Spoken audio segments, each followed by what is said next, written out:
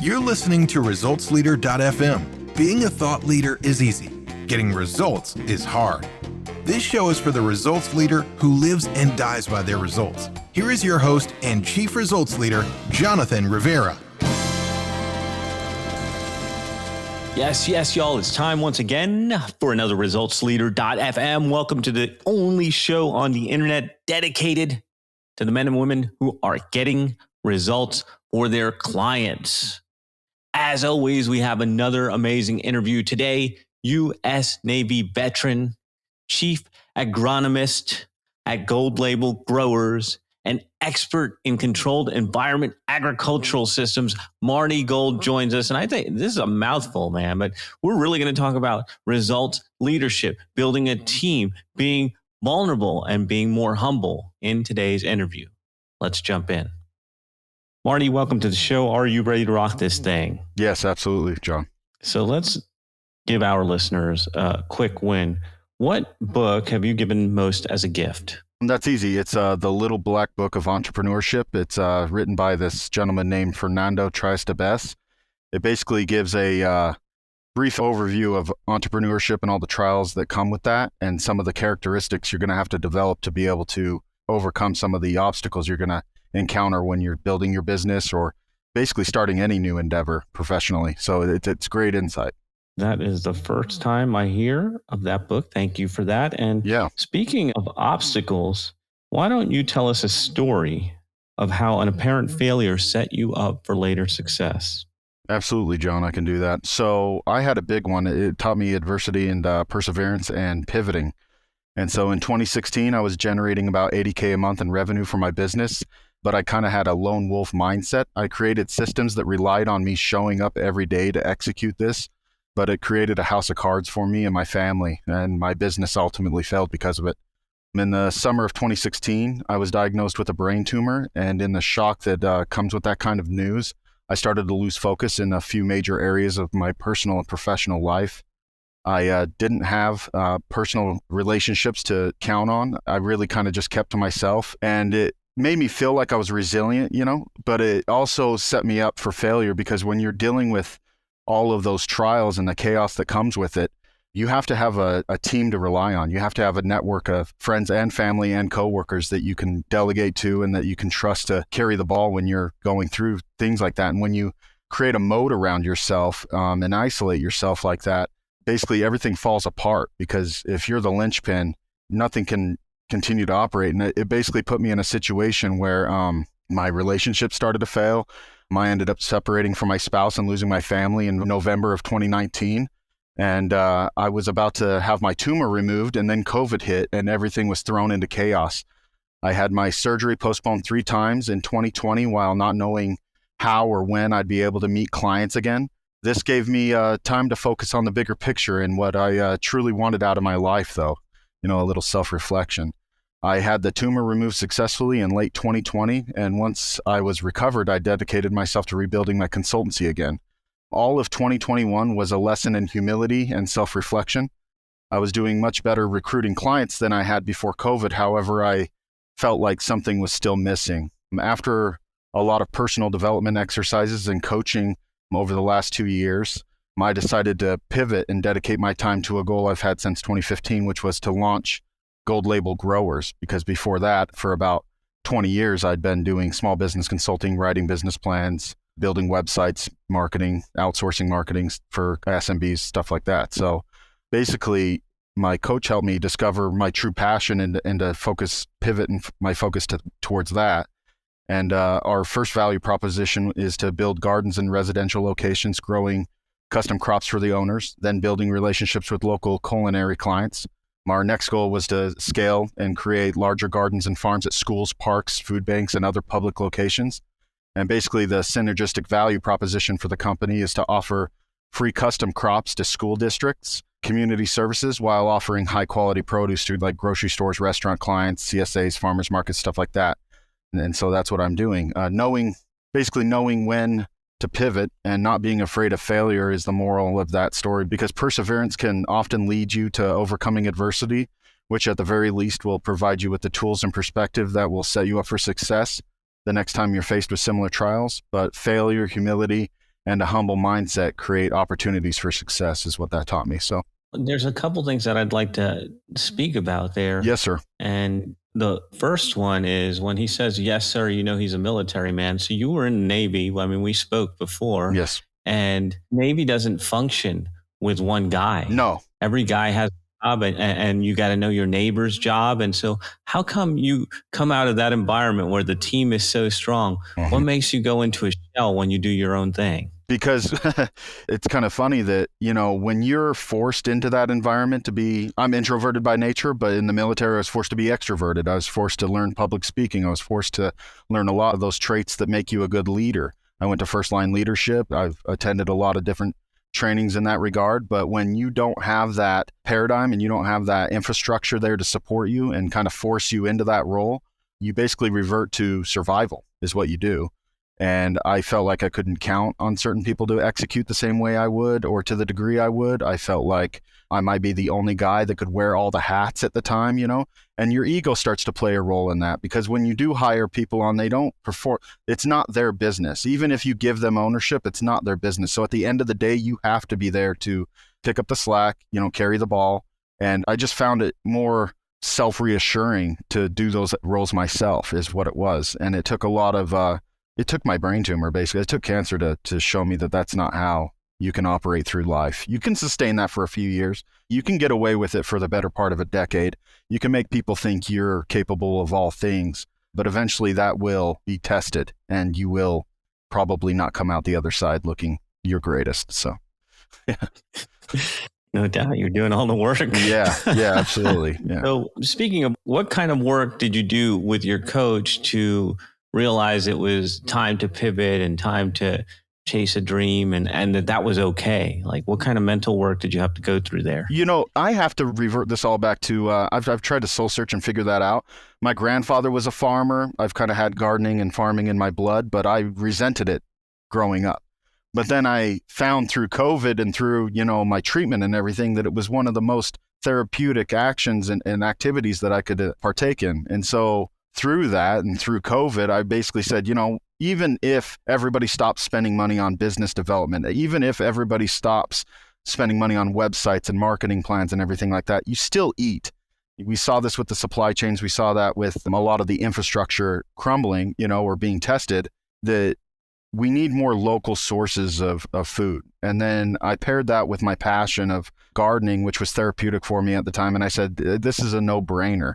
If I'm focusing all this effort into building the consultancy again, and I don't know when or if we're tested like this in the future, I feel like, I'd be more fulfilled.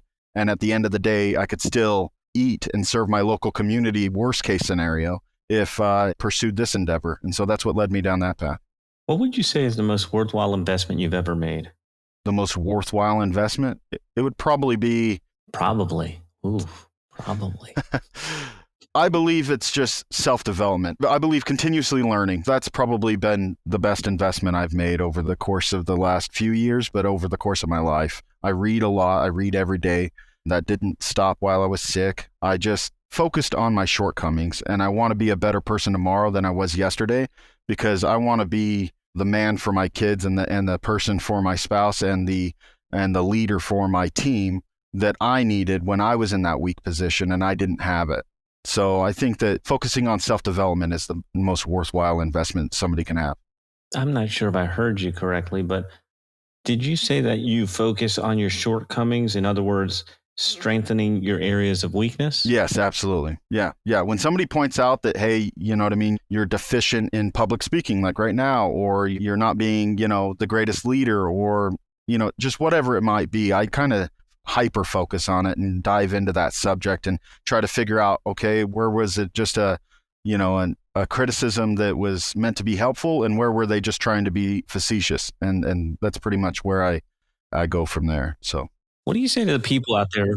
Because there are some people who say, forget about your shortcomings and just really, really lean into your areas of strength. What do you say to those people? It doesn't make you a well-rounded person. I've met those people in work. They're great salespeople, but they're terrible parents, or they're I don't believe in balance when you're building a company. You're going to have to make some sacrifices, but that doesn't excuse you from becoming a better person every day. And I like to think that I could be a good dad and a good business person and a good leader, and a mentor. I don't like to be a jack of all trades. I definitely hyper focus on the things I'm good at to an extent, but I also have the humility to address my shortcomings. I think that any humble individual and the leaders that you can recall that are worth following all have that humility. So I think it's a strong characteristic of leaders. What would you say are some bad recommendations in your area of expertise? Oh, so going through my tumor and struggles, I heard all the platitudes. Basically, what I learned is only take advice from people that are currently in a position you would like to achieve. The lessons that were required for me to obtain my version of success are going to be different from the skills and lessons required for you to reach yours. So quit looking for shortcuts, basically, because everybody wants a shortcut, and work on becoming the best version of yourself and grow. We interrupt your regularly scheduled program for a public service announcement.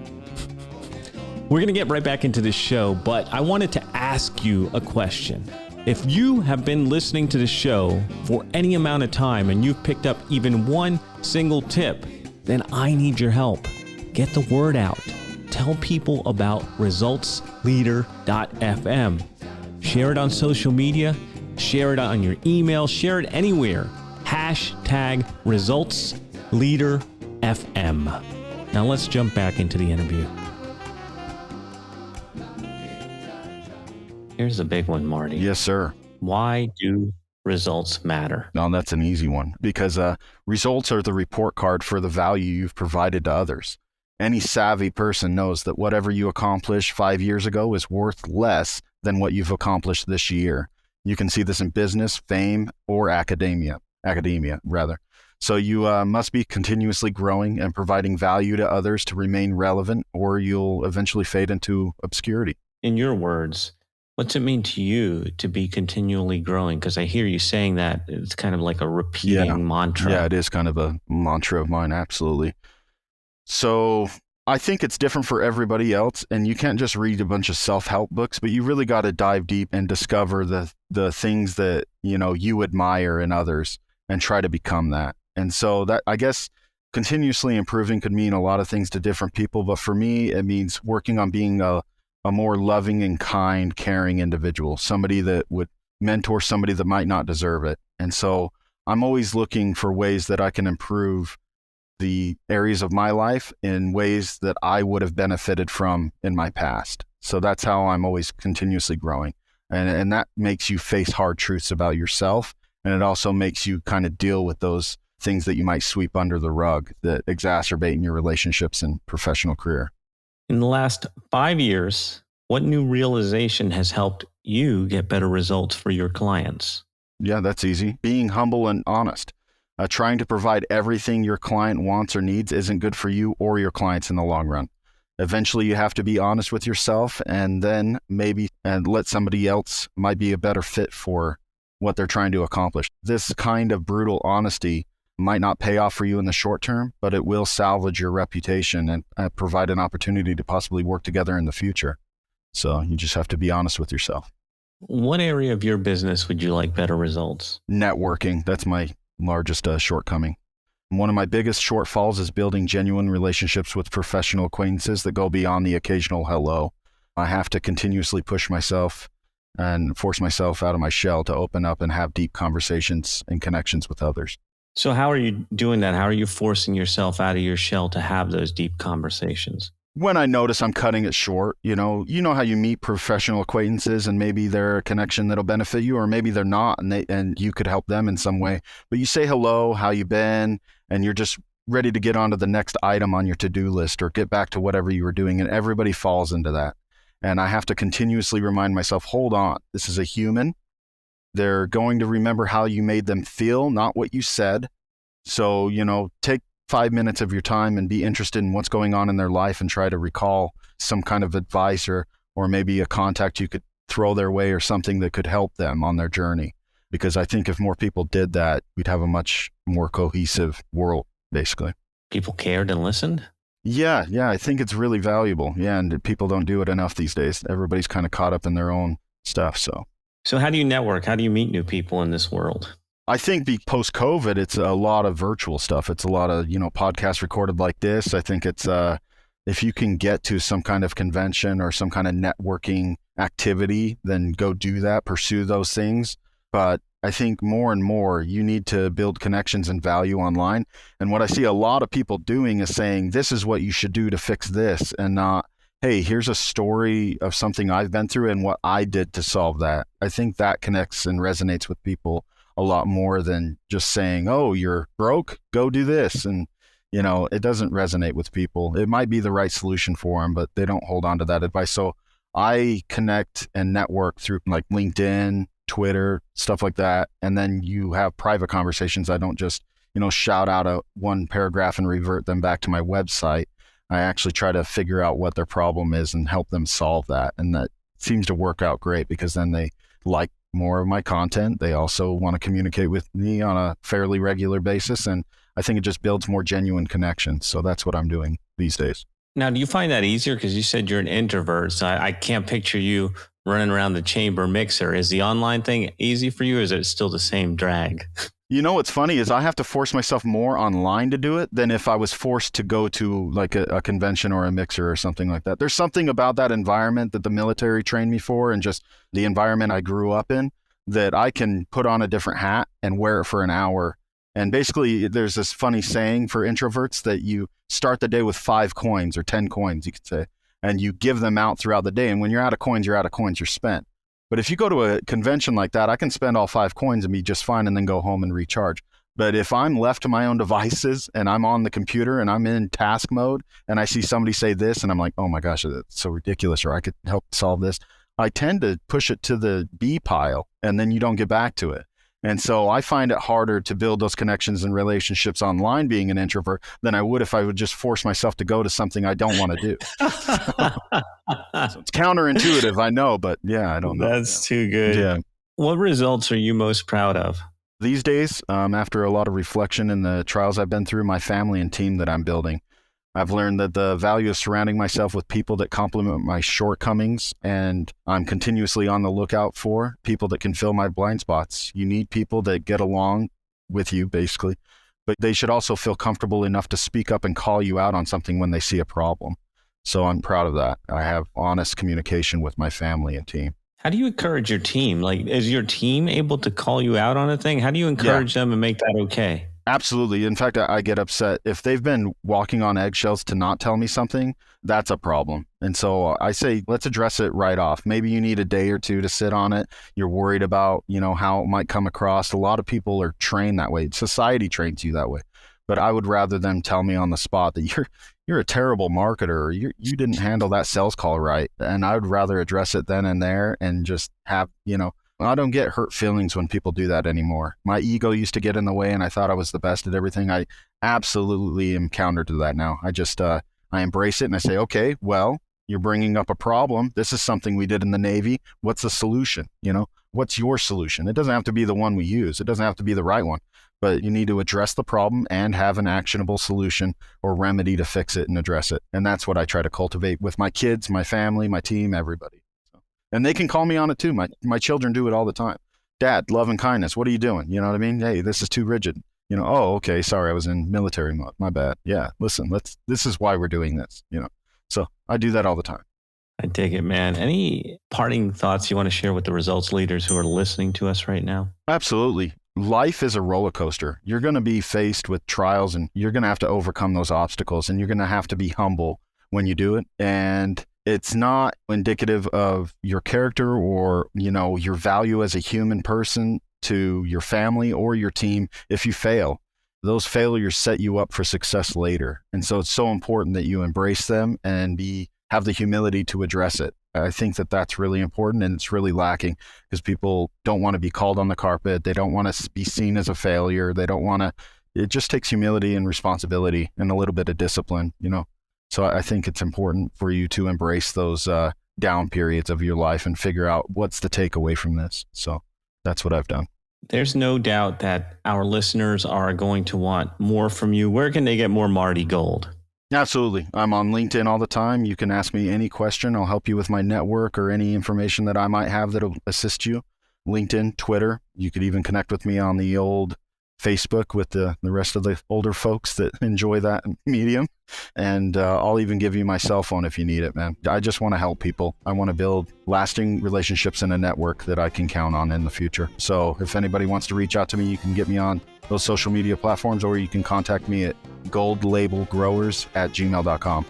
And eventually I'll have a website set up for that. But right now it's just LinkedIn. So excellent. We will be sure to share links in the show notes. Thank you, Marty Gold, for hanging out with us. Thank you, results leaders, for tuning in. Another episode is in the can.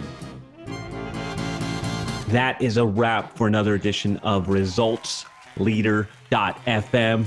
If you are out there getting results for your clients and you want to be featured on the show, go to resultsleader.fm now and apply to be on the show. And if you love what you're hearing, share the show, give us a rating and review, do anything to help us get the message out there. Thought leadership is easy, but results leadership is hard. We'll catch you on the next one.